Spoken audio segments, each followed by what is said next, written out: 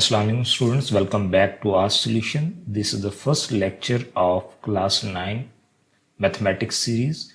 So in this lecture we are going to discuss the topics about matrices and determinants.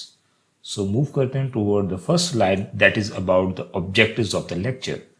So in this lecture we are going to discuss about first of all about the definition of a matrix, what are matrices, ठीक है, how they are relatable with the real life. Next, we will discuss about the rows and columns of a matrix. After understanding the concept of rows and columns, we will discuss the order of a matrix. So after understanding the order of a matrix, we will be able to know how two matrices are said to be equal, how they can be equal, what are the factors on which the equality of matrices depend. So move करते हैं toward the first slide. So history of matrices. The term matrix was introduced by 19th century by English mathematician James Sylvester, but it was his friend and mathematician Arthur Cayley, an English mathematician of 19th century, who first developed theory of matrices in 1858. So in this information about history of matrices, the most important question that lies here is about the development of theory of matrices. So एक जो important MCQs इस topic में से आ सकता है, that is about the first theory of matrices was developed in dash. So you would say it was developed in 1858. And the bottom of the slide you would see the picture of Arthur Cayley, the English mathematician who developed the theory of matrices. Move करते हैं toward the next slide. So in this slide we are going to discuss about the definition of matrix. So as you can see कि ये जो definition है ये आपकी book से थोड़ी सी different है. बट अगेन आई ट्राइड कि थोड़ा सा इस डेफिनेशन को मैं ज़्यादा अंडरस्टैंडेबल बनाऊं. सो अगर आप चाहें तो आप अपनी बुक वाली डेफिनेशन भी लेके चल सकते हैं. In mathematics a matrix is a rectangular array or table of numbers, symbols or expression arranged in the form of row, column, which is enclosed by the brackets. These brackets are commonly known as square brackets and it represent a mathematical object or property of such an object. So these matrices represent an object, a real-time object or the property of such kind of object. So what kind of object that can be? इस चीज को हम next आगे एक example के साथ discuss करेंगे. In matrix real numbers are used in formation of matrices, entries are element of matrix. So matrix के अंदर हमारे पास सिर्फ रियल नंबर यूज होते हैं, इमेजिन नंबर यूज नहीं होते. So what are real numbers? You already know that real numbers are the union of rational and irrational numbers. So rational and irrational numbers मिलके जिसमें डेसिमल, फ्रिक्शंस और whole number, rational number, prime, whatever जो भी numbers हैं सारे के सारे हम इसके अंदर रिप्रेजेंट कर सकते हैं. जस्ट जो नंबर यहाँ पे रिप्रेजेंट नहीं हो सकते they are the imagine numbers. Okay, so plural of matrix is matrices. So some of the students get confused between the term matrix and matrices. So matrices are nothing but the plural form of matrix. Matrices are denoted conventionally by the capital letter A, B, C, M, N, R, any of the alphabet. So हमारे पास जो भी एक matrix होगा उसे हम capital alphabets के साथ रिप्रेजेंट कर सकते होते हैं. That capital alphabet can be A or any of the alphabet starting from A to G. So आप कैपिटल लेटर के साथ उसे रिप्रेजेंट कर सकते होते हैं. द क्वेश्चन इज दैट कि हम स्मॉल लेटर के साथ क्यों रिप्रेजेंट नहीं कर सकते? बिकॉज हमने डेफिनेशन में ही बता दिया है जो मैट्रिक्स होता है उसके अंदर हम अपन नंबर, सिंबल या एक्सप्रेशन इन्वॉल्व हो सकते हैं. सो मे बी जो स्मॉल ए या स्मॉल लेटर अल्फाबेट है वो हमारे पास मैट्रिक्स के अंदर एज अ वैल्यू के तौर पर अगर यूज हो रहा हो. सो दैट्स वाई हम अवॉइड करते हैं कि हम जो मैट्रिक्स को नेम देते हैं वो कैपिटल लेटर्स के साथ देते होते हैं. और जो इंटरीज या जो वेरिएबल्स हम मैट्रिक्स के अंदर प्लेस करते हैं उन्हें लोअर लेटर्स के साथ या लोअर केस के साथ रिप्रेजेंट करते होते हैं. After discussing the definition of matrix move करते हैं towards the example of matrices. So these are all the example of matrices. So if you see the first matrix you will see the horizontal entries are known as rows and the vertical entries are known as the column. So these are the columns of this matrix and these are the rows of this matrix. And as you can see all of the values are real number. हमारे पास जितनी भी इसके अंदर entries हैं वो सारी की सारी क्या हैं? रियल नंबर्स हैं. ओके, वी नो दैट के real numbers can be negative, real numbers negative भी हो सकते हैं. ठीक है, सो यस ये हमारे पास क्या है? मैट्रिक्स की एग्जांपल है. हम इनके ऑर्डर, उनके अंदर नंबर ऑफ रोज और कॉलम्स के बारे में फर्दर जो डिस्कशन है नेक्स्ट स्लाइड के अंदर करेंगे. सो व्हाट इज अ मैट्रिक्स? मैंने अभी आपको कहा था कि हमारे पास जो मैट्रिक्स होता है it is an object, it represent an object. So as you can see आपको स्क्रीन के ऊपर एक नंबर नजर आएगा दैट इज 8। ये आपको एक 8 नंबर विजिबल होगा ऑन द स्क्रीन। बट अगर हम इसे थोड़ा सा इनलार्ज या जूम करके देखें तो you would see the values. So as you can see कि ये जो पिक्चर हमारे पास है, तो हमारे पास जितनी भी पिक्चर्स होती हैं वो सारी की सारे क्या होती हैं, एक तरह से एरेज की फॉर्म में होती हैं। ठीक है, एरेज मीन हमारे पास मैट्रिक्स की फॉर्म में होती है। Okay, arrays matrix are known as arrays. So इसलिए मैंने एरे का वर्ड यहाँ पे यूज किया। तो हमारे पास जितनी भी पिक्चर्स होती हैं, नॉर्मली आप जो भी पिक्चर कैप्चर करते हैं तो वो एक तरह से क्या होती है, मैट्रिक्स की फॉर्म में होती है। अब मैट्रिक्स के अंदर ये जो वैल्यूज होती हैं ये क्या रिप्रेजेंट कर रही होती हैं, ये इंटेंसिटी लेवल मीन कलर की वैल्यू रिप्रेजेंट कर रहे होते हैं। हमारे पास ग्रे कलर के शेड दे रही है। सो हमारे पास यहाँ पे जो वैल्यूज हैं वो 0 से लेकर 254 तक मूव करेंगी। So as you can see, मैंने इसी इमेज को लार्ज किया तो you can see the values. आप यहाँ पे वैल्यू देख सकते हैं कि पिक्सल की वैल्यू क्या है। तो हर एक जो बॉक्स है, हर एक जो वैल्यू है वो एक पिक्सल को रिप्रेजेंट करती है।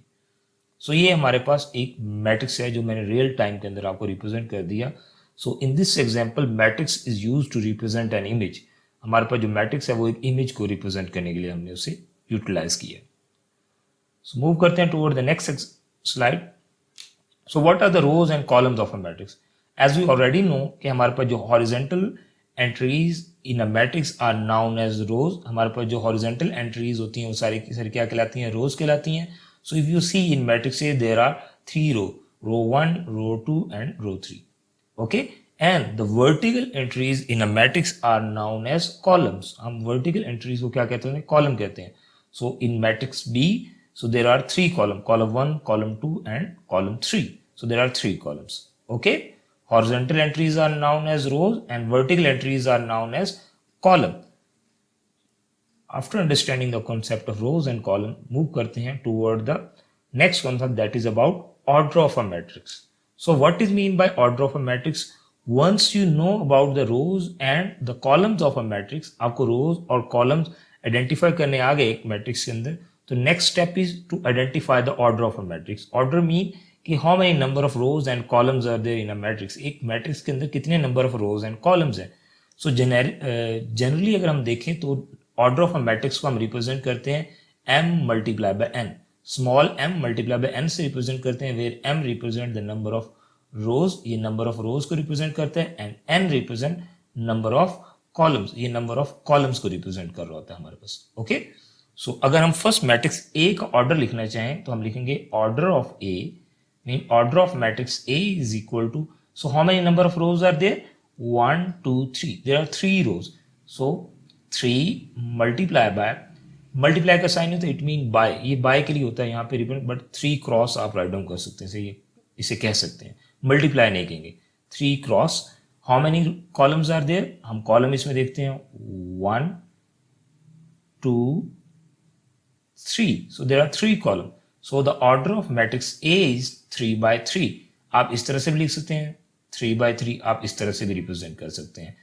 और इस अंडरस्टैंडिंग, इस चीज को आपने माइंड में रखना है कि पहली एंट्री होती है it represent the number of rows, ये रोज को रिप्रेजेंट करती है, और जो सेकंड एंट्री होती है ये नंबर ऑफ कॉलम को रिप्रेजेंट कर रही होती है। ओके, सो यहाँ पे कंफ्यूजन नहीं होनी चाहिए।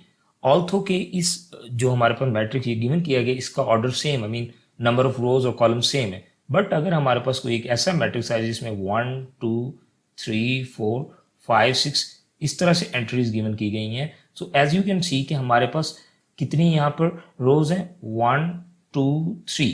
सो हमारे पास इसका ऑर्डर होगा 3 बाय नंबर ऑफ कॉलम कितने हैं, 1 2, हमारे पास 2 कॉलम है तो 3 by 2। So the order of this matrix, और मैं इसे नेम दे देता हूँ C, so order of matrix C is 3 by 2, इसका जो ऑर्डर है वो 3 by 2 है। आई होप सो कि आप लोगों को इसकी अंडरस्टैंडिंग हो गई होगी कि ऑर्डर ऑफ मैट्रिक्स का मीनिंग क्या है और इसको किस तरह से रिप्रेजेंट किया जा सकता है।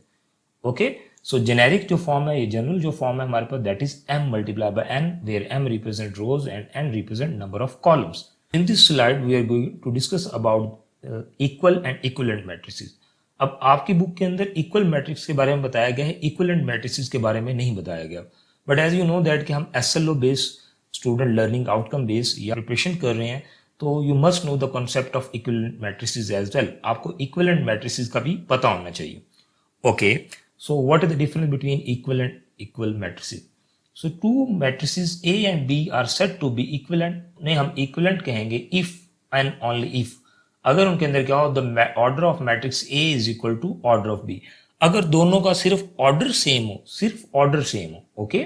सो इन दैट केस हम दोनों मैट्रिसेस को क्या कहते होते हैं, दे आर इक्विवेलेंट मैट्रिक्स। वो क्या है, इक्विवेलेंट मैट्रिक्स है। For example order of matrix L क्या है, हमारे पास जो मैट्रिक्स L है उसका ऑर्डर क्या है, first of all number of rose 2, column कितने हैं 2, तो 2/2।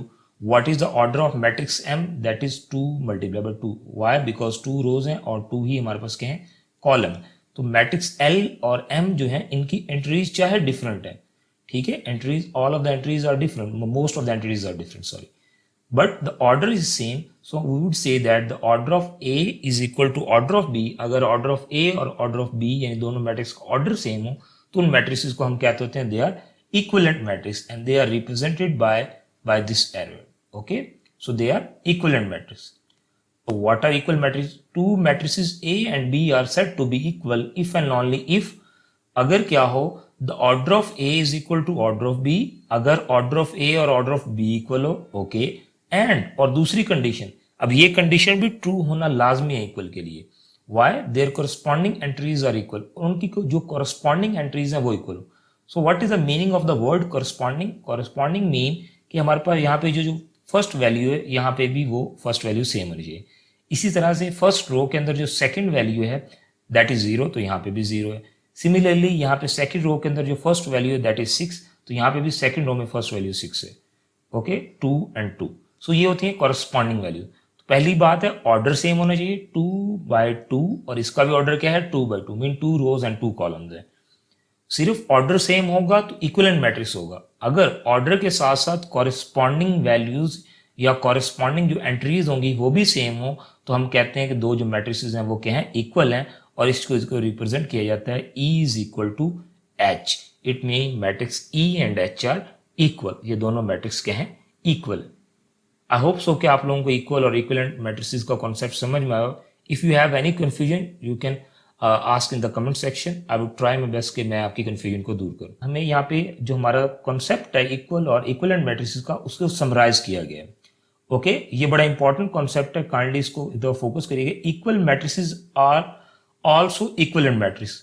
जो हमारे पास इक्वल मैट्रिक्स होते हैं, जैसे कि प्रीवियस स्लाइड में हमने कहा E और H क्या है, इक्वल हैं, और L एंड M हमारे पास के हैं, ये इक्विवेलेंट है। इक्विवेलेंट क्यों है, क्योंकि इनका सिर्फ ऑर्डर सेम है, इनकी जो कॉरस्पॉन्डिंग एंट्रीज हैं वो सारी की सारी सेम नहीं है, कुछ हैं बट सारी नहीं है। तो दो मैट्रिसेस को इक्वल होने के लिए उनकी सारी कॉरस्पॉन्डिंग वैल्यूज क्या होनी चाहिए, सेम होनी चाहिए। सो ये इक्विवेलेंट मैट्रिसेस थे और ये क्या इक्वल मैट्रिसेस थे। अब कॉन्सेप्ट क्या है कि equal matrices are also equivalent matrices. अब जो इक्वल मैट्रिसेस होते हैं ये इक्विवेलेंट भी होते हैं। इक्विवेलेंट मीन इनका ऑर्डर भी सेम होता है, ठीक है। सो दैट्स व्हाई हमारे पास जो इक्वल मैट्रिक्स होते हैं दे आर आल्सो इक्विवेलेंट, वो इक्विवेलेंट होते हैं। बट दूसरा वाइस वर्सा जो है, इक्विवेलेंट मैट्रिक्स जो होते हैं, ये जो मैट्रिक्स हैं ये कभी भी इक्वल मैट्रिक्स नहीं होंगे। व्हाई, बिकॉज इनके अंदर जो कॉरस्पॉन्डिंग एंट्रीज हैं वो सारी की सारी क्या होती हैं, सेम नहीं होती। सो ये चीज़ है हमारे पास। मैं दोबारा रिपीट कर देता हूँ, equal matrices are equivalent matrices. Equal matrix क्या होते हैं, वो इक्विवेलेंट मैट्रिसेस होते हैं, बट जो इक्विवेलेंट मैट्रिसेस हैं वो इक्वल नहीं होते। रीजन इज दैट कि उनके अंदर जो करस्पॉन्डिंग वैल्यूज हैं वो सेम नहीं होती। आई होप सो कि आप लोगों को ये कॉन्सेप्ट समझ आया हो। So that's all from the first lecture. Next lecture के अंदर हम इस टॉपिक से रिलेटेड या इन टॉपिक से रिलेटेड जो एक्सरसाइज नंबर 1 है उसे, एक्सरसाइज 1.1 है उसे डिस्कस करेंगे।